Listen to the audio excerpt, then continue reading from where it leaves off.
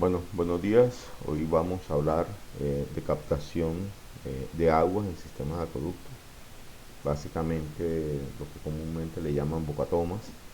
Eh, el día de hoy vamos a hablar de todas las fuentes superficiales y subterráneas que vamos a tener en nuestro sistema de acueducto y alcantarillado. Básicamente hoy vamos a seguir con la temática que venimos tratando de sistemas de acueducto y para eso pues debemos hablar inicialmente de las fuentes de abastecimiento. Básicamente tenemos dos grandes fuentes de abastecimiento, una superficial y una subterránea, y la norma, en la resolución 0330 de 2017, en el artículo 50, nos inicia esa explicación de cuáles deben ser las condiciones o las características mínimas que debemos tener en cuenta al momento de escoger una fuente de abastecimiento subterráneo, por ejemplo. El artículo 50 que vemos en la pantalla, básicamente lo que nos permite es poder identificar la calidad de esa fuente subterránea en términos no solamente cuantitativos sino cualitativos, o sea, las características de esa fuente de abastecimiento. eh, Nos pide que revisemos la geología, nos pide que miremos las zonas de recarga y de descarga, es decir, dónde ese acuífero se está cargando y dónde ese acuífero está descargando, para ver si no hay ningún tipo de contaminación en ese recorrido. Eh, la hidrología nos pide, la hidráulica de la zona nos pide para ver dónde son los puntos de recarga del acuífero y que esa recarga se esté dando, llamémosle, sin fuentes de contaminación. Eh, Adicionalmente nos pide que tengamos en cuenta la calidad del agua, es decir, no solamente en esta etapa de diseño vamos a hacer un estudio geoeléctrico, por ejemplo, y determinar a qué profundidad está el agua y si hay la cantidad suficiente para lo que estamos requiriendo, sino que adicionalmente nos pide que verifiquemos que la calidad del agua de ese acuífero es la que podemos recomendar para nuestro sistema de acueducto. Por lo tanto, lo ideal sería que dentro de esta etapa de estudio y diseño pudiésemos realizar un pozo de prueba y tomar muestra de esas aguas y poder decir con total certeza de que la calidad del agua que estamos recomendando de este acuífero es la adecuada y la correcta para nuestro sistema de acueducto que estamos pues diseñando, que estamos optimizando. Bien, eh, ¿qué debemos tener en cuenta en un pozo de agua subterránea? Eh, Como les decía, nos toca hacer ese pozo de prueba, y ese pozo de prueba básicamente es un pozo, llamémosle un poco más pequeño que el pozo, llamémosle definitivo, pero este pozo de prueba, además de la calidad del agua, es decir, además de decirnos si el agua está en óptimas condiciones para poder ser recomendada para utilizarla en un sistema de acueducto o en un sistema de riego, también puede ser utilizado para lo uno, para lo otro o para las dos cosas. Es decir, podemos estar captando agua, una parte destinada al sistema de acueducto que estamos analizando y otra parte destinada a riego de las zonas, llamémosle, de influencia del pozo. Pero adicionalmente a eso, debemos poder garantizar la cantidad de agua que vamos a requerir. Eh, no hay forma de poder definir esto hasta que no se haga el pozo de prueba. El pozo de prueba es el que les va a poder permitir decir con total certeza calidad y cantidad del agua. Con los estudios eléctricos pueden, llamémosle, tener una muy buena posibilidad de definir cuáles son las características de la fuente, eh, pero deben confirmarlo antes de poder recomendarlo, como en forma definitiva en su proyecto de optimización del sistema de acueducto. Este es el deber ser. Ahora, También sé que hay muchos términos de referencia en procesos licitatorios que no incluyen esto. Es criterio de ustedes ya como ingenieros recomendar en estos términos de referencia o en estos procesos licitatorios, perdón, recomendar que sea incluido esta temática eh, dentro de los alcances de los estudios de diseño, porque la idea es poder garantizar que la calidad y la cantidad del agua requerida por la localidad en estudio sea la correcta, sea la correcta. Bien, ¿cuál va a ser el número mínimo de pozos profundos que se necesiten? Eh, la norma nos dice que depende del estudio hidrogeológico, y eso es cierto. Y adicionalmente a eso, coloquemos uno o dos pozos de, de reserva o de stand-by, de tal forma que si el estudio hidrogeológico implica que ustedes con 3 pozos profundos abastecen la localidad, tengan en cuenta un cuarto o un quinto incluso pozo profundo, que lo construyan, llamémosle, en un determinado lapso de tiempo, de tal forma que si uno de los pozos principales falla por diferentes problemas, existan los otros 2 pozos como respaldo para la localidad, que la localidad en ningún momento se vaya a quedar sin abastecimiento de agua potable. Bien, aquí vemos un perfil estratigráfico, donde pues aparecen todas las características de un pozo. Básicamente no se recomienda tomar o captar agua de pozos, llamémosle, de fuentes de agua superficial, corrido, profunda, pero en los mantos superficiales, eh, porque esta agua tiende a poder estar contaminada con coliformes fecales. Eh, Estos mantos freáticos superiores se reabastecen o se recargan con mucha facilidad por agua de escorrentía superficial o por, digamos, eh, letrinas de hoyo o pozas sépticas mal llamadas, mal construidas pozas sépticas.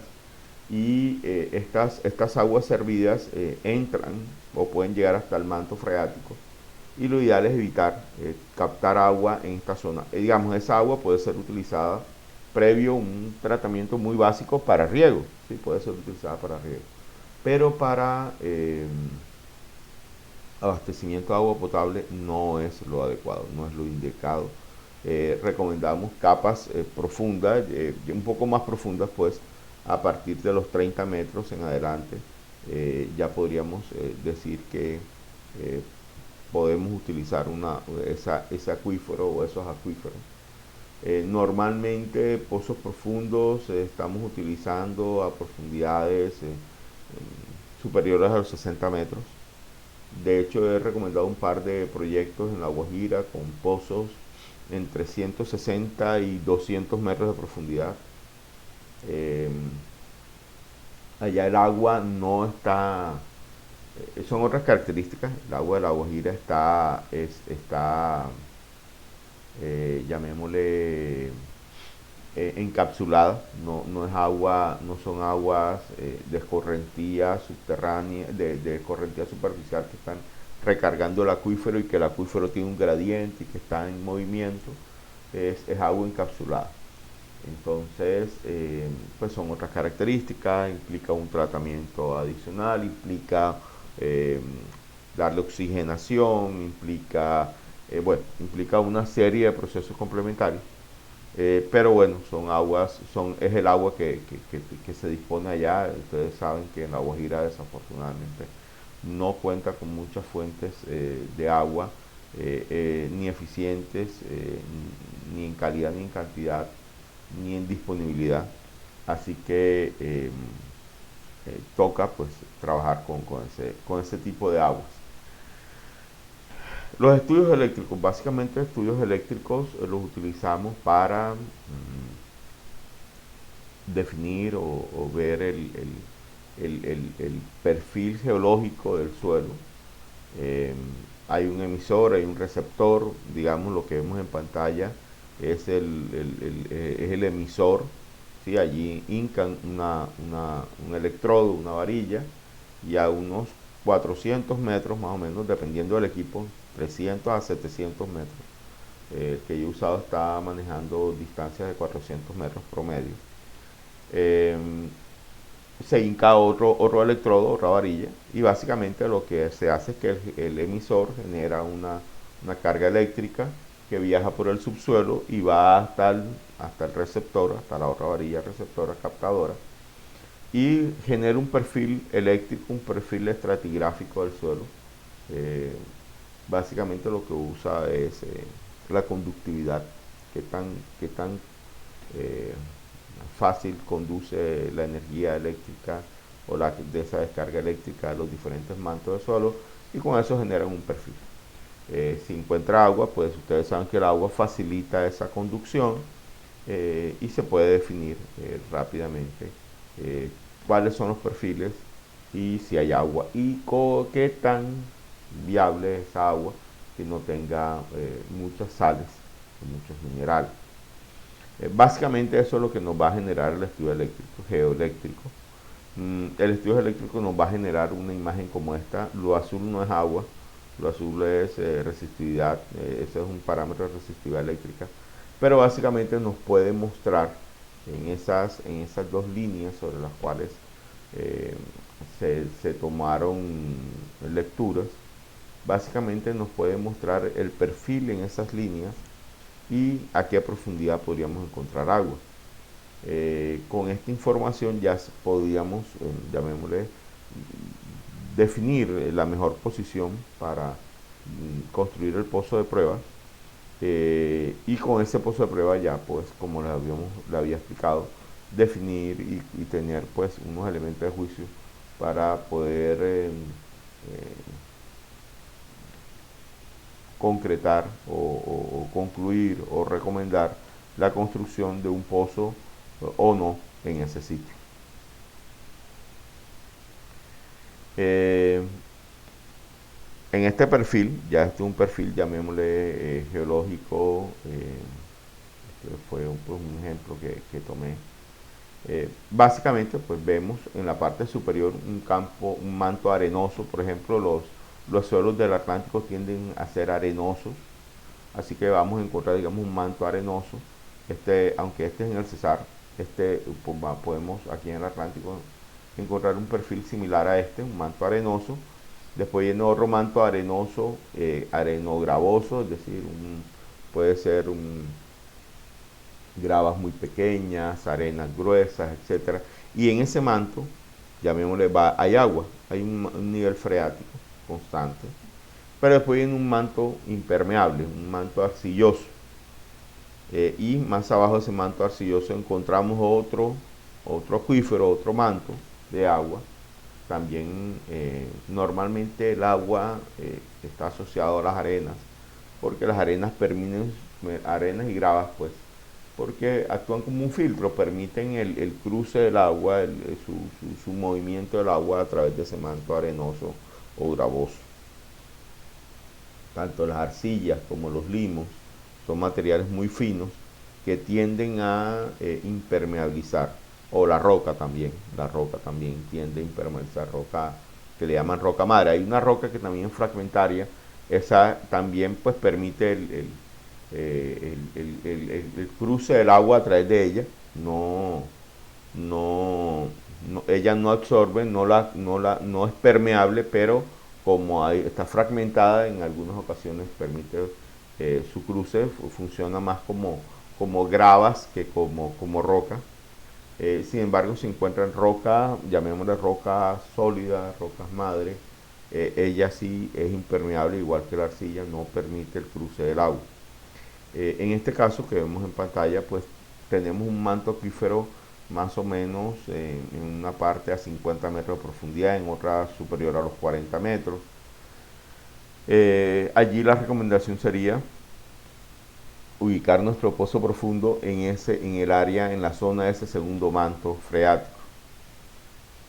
Lo que permitiría el pozo de prueba es definir cuál sería la capacidad en litros por segundo de esos pozos que vamos a dimensionar, ¿sí? Para nuestro sistema de acueducto. Bien, ya el diseño propio de la bomba, del equipo de bombeo, lo vamos a ver en el tercer corte, y de la estación de bombeo como tal lo vamos a ver en el tercer corte. La selección de la bomba y todo lo vamos a ver en el tercer corte. Vamos a basar en hidráulica, en lo que hemos visto en el día de hoy, y ya a partir de eso ya trabajamos en el tercer corte del tema. Bien, el otro tema fuerte, grande, llamémosle, que tenemos es fuente de abastecimientos superficiales. Eh, Así como la fuente de abastecimiento subterránea, también la norma nos definía unos artículos, unas características de cumplir esa selección. Para fuentes superficiales también debemos tener en cuenta básicamente que la fuente superficial tenga, volvemos a lo mismo que miramos en temas subterráneos, que tenga las características adecuadas en tanto cualitativamente como cuantitativamente, de tal forma que estas fuentes nos puedan proveer la cantidad de agua que necesitamos. Pero hay un punto adicional, debemos tener en cuenta el factor ambiental, es decir, eh, la fuente de agua ha existido eh, en esa zona siempre, por lo cual no podemos llegar y captar en un punto el 100% del agua y dejar aguas abajo de nuestra captación totalmente seco la cuenca, porque estaríamos afectando a los campesinos, estaríamos afectando a la flora y a la fauna aguas abajo, porque los privaríamos de agua, los dejaríamos totalmente sin el líquido, sin agua. No es correcto, no es lógico, y la misma ley nos los prohíbe, no podemos hacer. ¿Qué sí nos recomienda? ¿Qué sí se nos recomienda que debemos hacer? Dejar un caudal ambiental, un caudal de agua que continúe, que pase.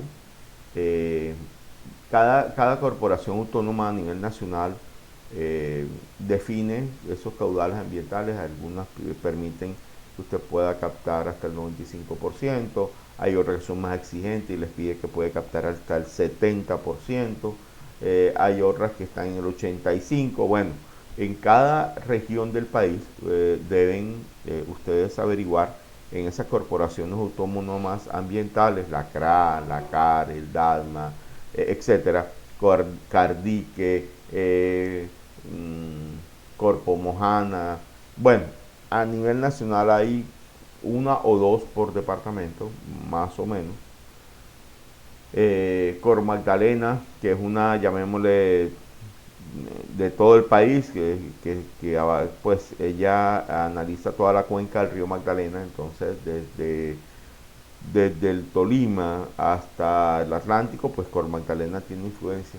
Entonces, dependiendo de donde ustedes estén definiendo esa captación, deberán acercarse a una de estas corporaciones autónomas ambientales y poder definir cuál es ese caudal, llamémosle, que ustedes pueden llegar a captar, y deben tramitar algo que se llama concesión de aguas. Si en ese sitio ya el acueducto que ustedes están optimizando, o que ustedes están diseñando, o que ustedes están ampliando, no tiene, llamémosle, una captación existente y no tiene un permiso para captar agua allí, deben tramitar esta captación de aguas, que básicamente lo que hace esta captación de aguas es, esta concesión de aguas es autorizarles a la empresa de servicios a captar agua en ese sitio. ¿Ya? No es otra cosa, es que puedan captar allí donde estamos diciendo que vamos a captar agua, nos autorizan para captar el agua allí en ese sitio. Nos autorizan el sitio, nos autorizan la cantidad del agua que vamos a captar, y cómo va a ir incrementándose con el paso de los años, porque no es la misma cantidad de agua que vamos a captar un día, el día 1, que el día que en el año 25 a nuestro horizonte de diseño. En este punto también les llamo la atención en algo, y es que a todos se nos olvida, eh, a todos se nos olvida eh, una característica. Yo pongo el ejemplo en una tierra, en una finca que tiene mi suegra, en la Sierra Nevada de Santa Marta. Esa cabaña ha sido de mi suegra o de la familia de mi suegra, era de la abuela de ella, fue después de la mamá de ella y ahora es de ella. Es decir, podríamos hablar que tiene más de 100 años de estar en la familia de ella. Y ella nos decía, enfrente de la cabaña baja una quebrada, una quebrada. Y ella nos decía, hay una piedra que tiene como una altura del nivel de, llamémosle, de la orilla de la quebrada actual. A la parte superior de la piedra hay unos 2,5 metros más o menos. Y ella dice que cuando ella era joven, ella se montaba encima de esa piedra y se tiraba al agua que bajaba por la quebrada.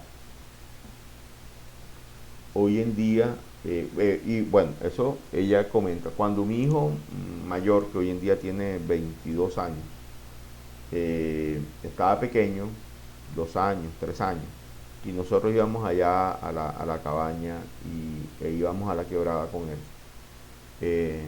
Nos tocaba estar muy pendiente, a él el agua le daba en la cintura, en el pecho, dependiendo del día y del año. Eh, pero podríamos decir que había agua de 70 centímetros de agua fácilmente en la quebrada. Hoy en día, bajo las mismas condiciones, la misma época del año que íbamos en esa ocasión con mi hijo mayor, el agua no supera los 10 centímetros de altura. Si yo hubiese diseñado hace 20 años una captación allí en ese sitio, pues hubiera tenido la total seguridad de que había agua, y de hecho había agua, pero hoy ni siquiera tendría en cuenta esa fuente de agua como una fuente de agua válida para diseñar un acueducto. Si hubiese diseñado y construido un acueducto hace 20 años, hoy mi acueducto estaría sin agua.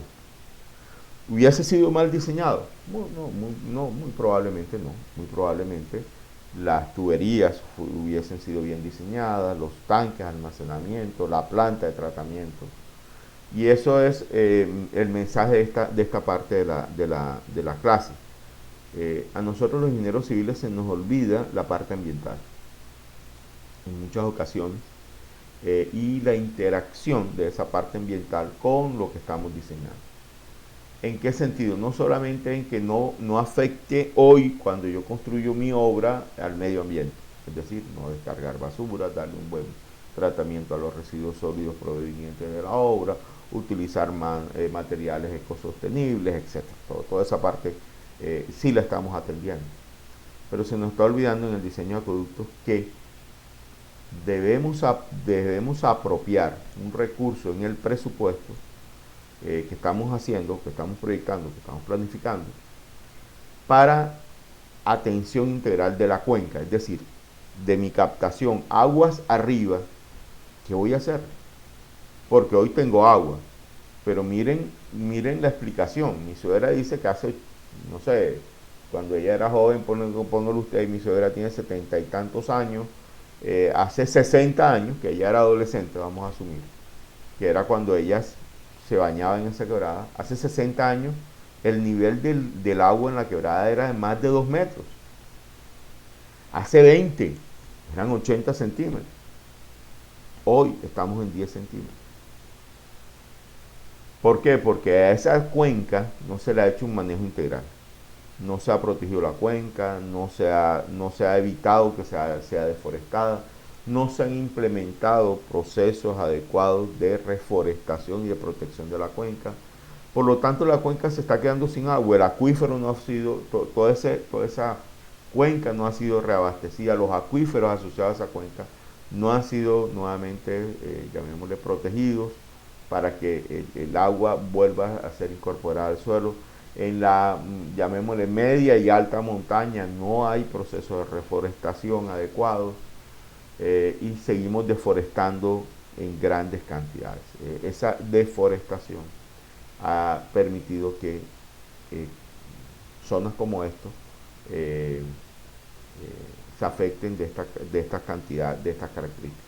Y no vayamos muy lejos, Santa Marta invirtió entre 80.000 y 100.000 millones de pesos hace 15 años, un poco más de 15 años, para hacer un trasvase, es decir, para tomar agua del río Piedras, de un río que está en la sierra, y trasvasarla, es decir, pasarla a otra cuenca, que es a la cuenca del río Manzanares. Ustedes saben que las cuencas de dos ríos pues están divididas naturalmente por las características topográficas de la región, eso lo vieron en hidrología, y una cuenca pues no se comunica con la otra cuenca a menos que aguas abajo se unan en algún punto.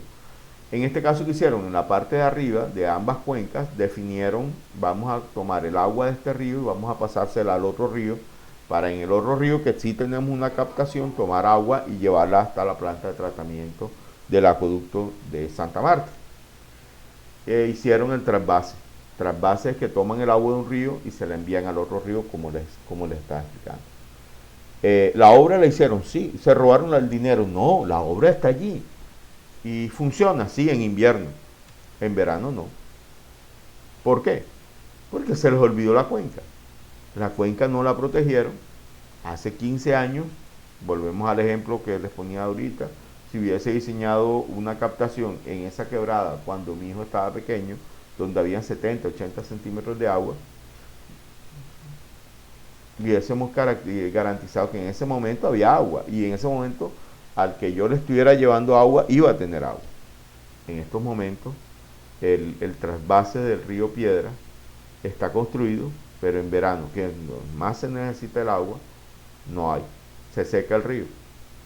¿Por qué? Porque no hay unos procesos, de hecho hoy todavía no hay unos procesos de reforestación integrales, de capacitación a los campesinos, de evitar que deforesten, continúen deforestando las zonas medias de las laderas de la Sierra Nevada de Santa Marta. Y eso está conllevando a esta situación. Entonces, no lo vean como algo, no, sí, ok, es algo que es muy importante y que deben incluir en los presupuestos. Si no le asignan en el presupuesto de construcción del acueducto un rubro importante al manejo de la cuenca, al manejo integral de la cuenca, a que haya un proceso comunitario fuerte, a que haya un proceso de reforestación fuerte, su acueducto pues va a estar condenado a que a la vuelta de 20 años muy probablemente se vaya a quedar sin agua la fuente superficial que hayan escogido, que hayan elegido, o si se vaya a quedar sin el agua necesaria para poder abastecer su localidad o su población, así como el caudal ambiental, es decir, el agua abajo. De pronto ríos grandes como el río Magdalena, el río Cauca, el río Sinú, pues no se van a quedar sin agua en 20 años, pero debemos atender este tipo de cosas, este tipo de procesos ambientales, y debemos asignar recursos para esto. Es lo más importante. Bien, aquí nos habla en el artículo 49 de que el 95%, la norma nos permite captar hasta un 95% del agua superficial, y un 5% dejarlo ¿cómo se llama? Para el agua ambiental. Pero sí les pido el favor, confirmen este valor con las corporaciones autónomas.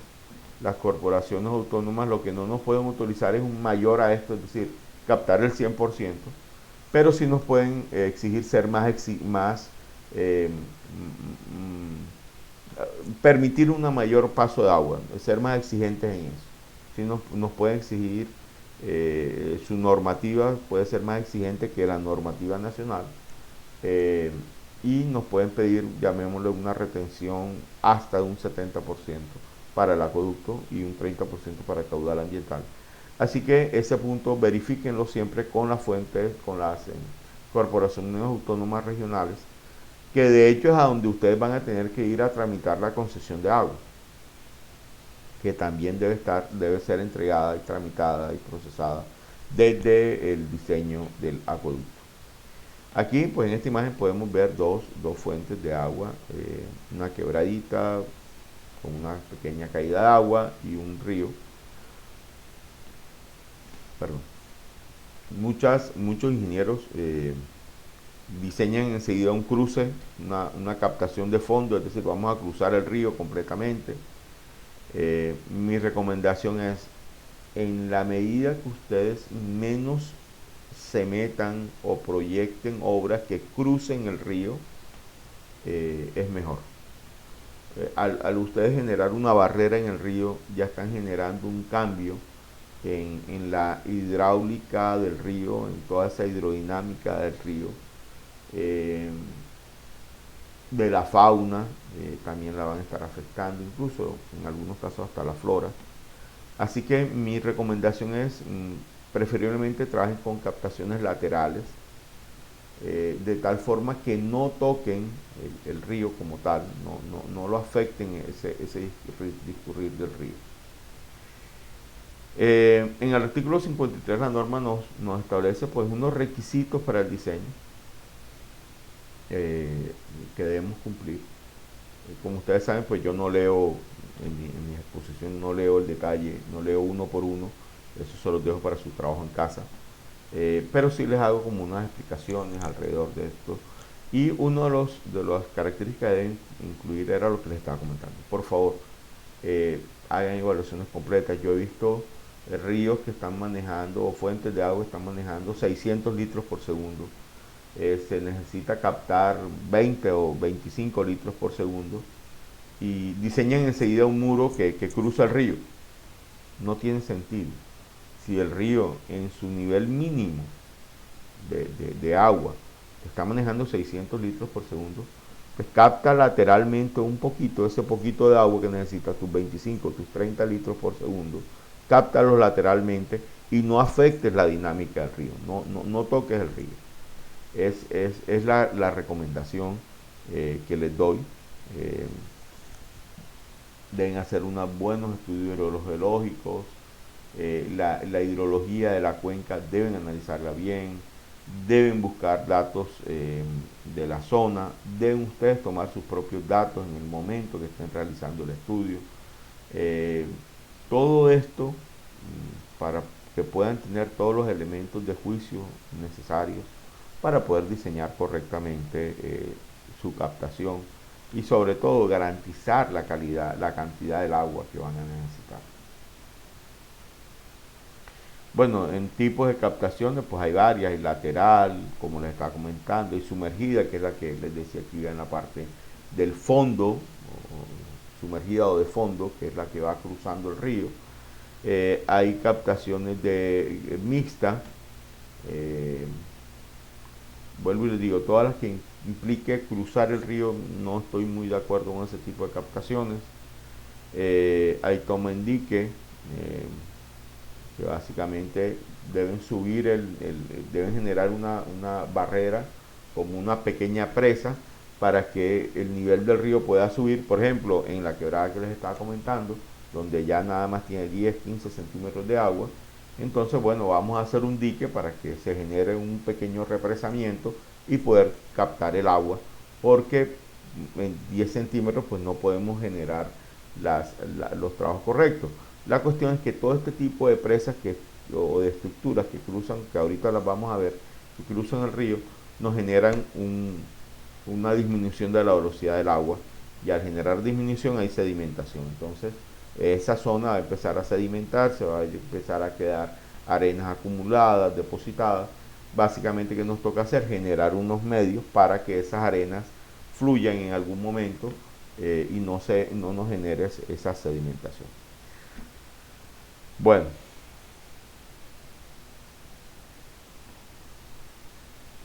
de las captaciones superficiales, llamémosle, tenemos unas que son por gravedad, que pueden ser de fondo o laterales, como las que venimos hablando, y hay otras que son por bombeo. Las de bombeo, pues vamos a entrar en ese detalle en el tercer corte. Vamos a hablar algo de esto, pero en el diseño del equipo de bombeo, de la estación de bombeo como tal, pues tenemos al final unas clases dirigidas u orientadas exclusivamente al tema de estaciones de bombeo. Bueno, como ya hemos hablado, tenemos los tipos de captaciones superficiales, tenemos toma lateral, sumergida, mixta, en dique y captación flotante. Básicamente la captación flotante es bombeo, equipos de bombeo. Eh, sí o sí son equipos de bombeo. Captación superficial por bombeo. Estas dos que estamos viendo en la pantalla, básicamente son similares a las que utilizamos aquí en el río Magdalena. El río Magdalena tiene una variación de niveles entre el nivel en inviernos más fuerte que hemos visto o que están registrados hasta el verano más fuerte que hemos tenido, puede llegar a tener una variación de 7 metros en el nivel. Así que si ponemos una captación arriba para que bombee cuando hay invierno y no se inunde, cuando el nivel baja a 7 metros, pues el agua queda a 7 metros más la altura libre, unos 8 metros de la bomba, y esa succión hace que la bomba trabaje con unas eficiencias muy bajas. Lo más es posible que pierda su cebado, es decir, que pierde el agua dentro de la bomba. Empieza a generar una serie de problemas bastante fuertes. Entonces, lo que se ha optado es por captaciones flotantes. Es decir, que la captación, si el nivel del río sube, pues la captación sube con el río, y de hecho si el nivel del río baja, pues la captación baja. Eh, Como su nombre lo indica, básicamente, por ejemplo, la de la izquierda, una barcaza flotante, en la cual hay varios equipos de bombeo montados en paralelo, que si falla un equipo, pues se prende el otro. Pueden estar en serie o en paralelo dentro de la captación. Normalmente están en paralelo. Eh, y lo que se hace es que si falla un equipo de bombeo, pues se utilizan los demás para enviar el agua. Esta captación que estamos viendo tiene está alimentando a dos plantas. Tiene dos tuberías que están saliendo de la captación. Eh, un punto a tener en cuenta: dado que la captación fluctúa con el nivel del río, es decir, sube y baja con el nivel del río, la tubería que conecta la captación con, llamémosle, con el terreno, con tierra fuerte, también debe ser una tubería flexible. Como vemos en la pantalla, está conectada con unas tuberías flexibles, precisamente para qué, para poder asumir ese cambio de nivel, para poder amortiguarlo. Normalmente son tuberías PAD, las utilizadas para esto, de diferentes características, hay de diferentes características, pero son tuberías flexibles. Hoy en día normalmente se utiliza tubería PAD para este tipo de obras. Aquí vemos otras imágenes de captaciones superficiales por bombeo. Esta es en el río Sinú, si mal no estoy. Bien, hay otras estaciones de bombeo que se instalan. Si se dan cuenta, esto es un equipo de bombeo bastante grande. Estos son equipos de bombeo que se utilizan cuando ha habido inundaciones o cuando queremos desecar una zona amplia, o para utilizarlas para riego también. Riego, por ejemplo, de campos de arroz, se necesitan unos equipos de bombeo bastante grandes para poder inundar todo el campo en muy corto tiempo.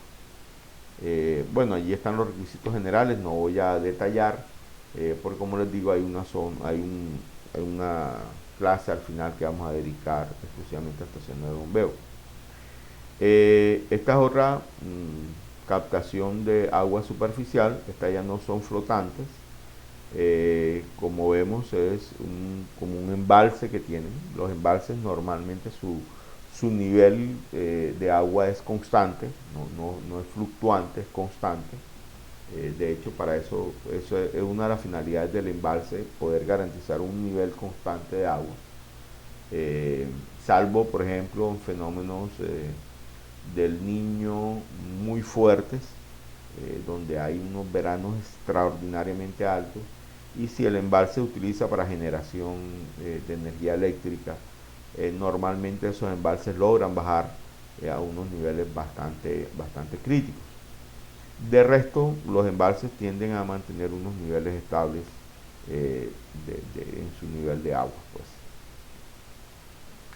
Eh, Esta es una de las captaciones tipo que les comentaba, donde se cruza la totalidad del embalse, de la cuenca de la fuente superficial, del arroyo, de la quebrada o del río. Ocupamos en nuestro planteamiento la totalidad del cauce, y esto genera, como les decía, problemas de sedimentación aguas arriba. Bien, aquí podemos ver una captación lateral. Tienen cerrado el cauce, tienen cerrado el cauce y dirigen el agua.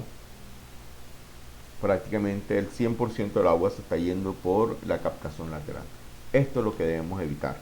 Captemos el agua, pero no captemos el 100% del agua, porque aguas abajo, es más, en la misma fotografía vemos que en la parte de abajo no está seco el cauce, no estamos dejando pasar agua. Esta compuerta que vemos a la derecha debería estar parcialmente abierta, de tal forma que una parte del agua, sí señor, vaya a nuestro acueducto, pero la compuerta permita el cruce de otra parte de agua. Bien, la fotografía de la izquierda la traje, un acueducto, llamémosle rural, un acueducto pequeño, una pequeña comunidad, pero esto es una captación, generan un represamiento para poder captar el agua en la tubería que vemos en la izquierda, pero en la derecha vemos un tubo en el fondo de ese embalse, de ese pequeño represamiento, que lo que permite es que en el fondo no se sedimenten las arenas, sino que estén en continuo correr, de tal forma que no se vaya a sedimentar todo el embalse y se pierda la captación.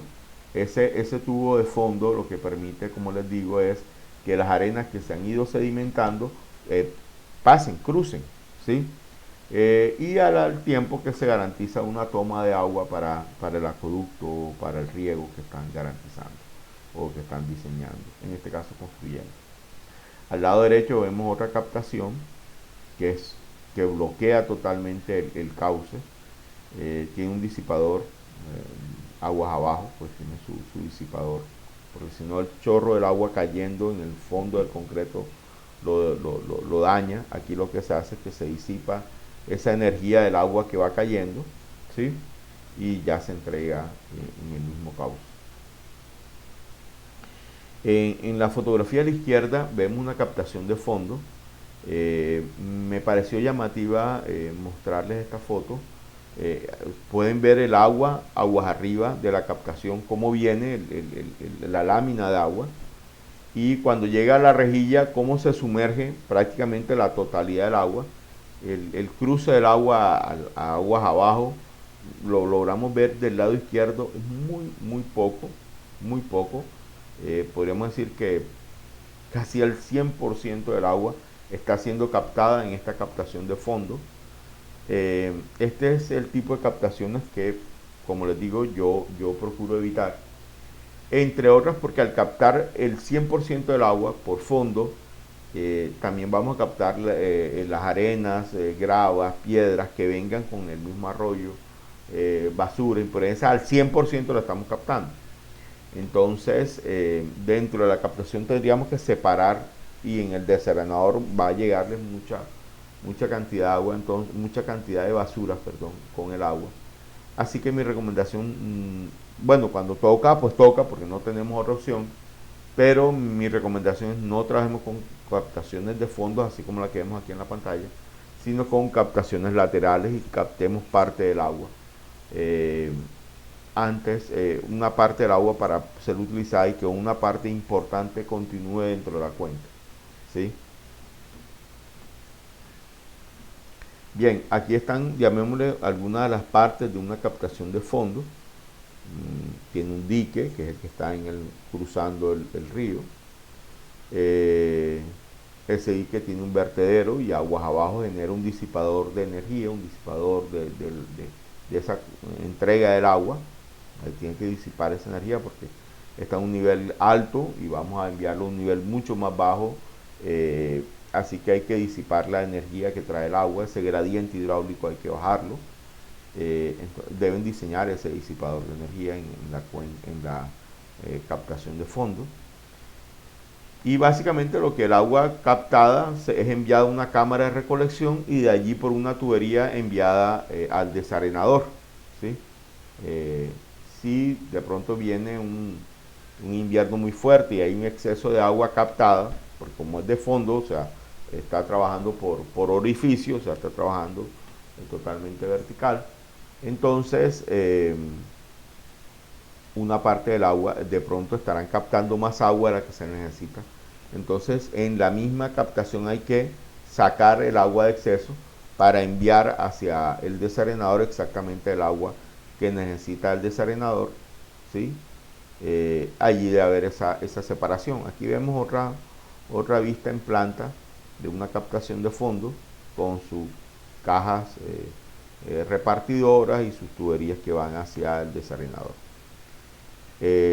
Básicamente en la captación de fondo tenemos un nivel mínimo, un nivel medio, un nivel máximo, ¿sí? Y esos caudales mínimo, medio y máximo, nos va a generar esos niveles, unos caudales mínimo, medio y máximo en la cuenca, no el caudal que estoy diseñando yo en mi acueducto que necesito, que es un factor que multiplica caudal máximo diario, ¿sí? Que puede ser 1 o superior a 1, ¿sí? No es ese caudal del que estamos hablando y que para la captación es 2 que multiplica ese factor y al caudal máximo diario. ¿Sí? Allí en la cuenca, en el cauce, perdón, se instala 2 protecciones laterales para estabilizar, estabilizar las orillas y en la mitad se construye pues la captación de fondo.